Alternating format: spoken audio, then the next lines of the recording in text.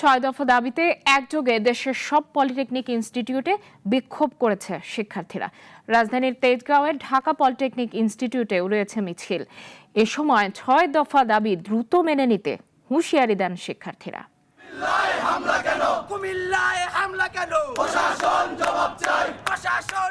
পাঠ্যক্রম হালনাগাদ, চাকরিতে ন্যায্য সুযোগ সহ ছয় দফা দাবিতে সড়কে মিছিল করেছে পলিটেকনিকের শিক্ষার্থীরা।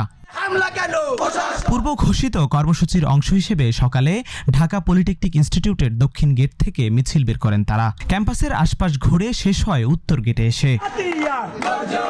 দাবির মধ্যে রয়েছে সময়োপযোগী পাঠ্যক্রম বাস্তবায়ন, আধুনিক ইন্ডাস্ট্রি লিঙ্কড প্রশিক্ষণ ব্যবস্থা, ডিপ্লোমা ডিগ্রিধারীদের জন্য চাকরির ক্ষেত্র সম্প্রসারণ ও ন্যায্য মর্যাদা প্রতিষ্ঠা।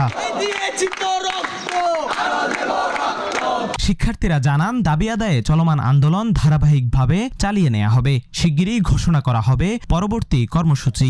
আমরা এমন অবস্থা অনুভব করি এবং কারিগরি ছাত্র আন্দোলন বাংলাদেশের প্রেক্ষিতে আমরা আবার রাজপথে। এদিকে ছয় দফা দাবিতে জেলায় জেলায় বিক্ষোভ মিছিল করেছে পলিটেকনিক ইনস্টিটিউটগুলোর শিক্ষার্থীদের প্ল্যাটফর্ম কারিগরি ছাত্র আন্দোলন বাংলাদেশ।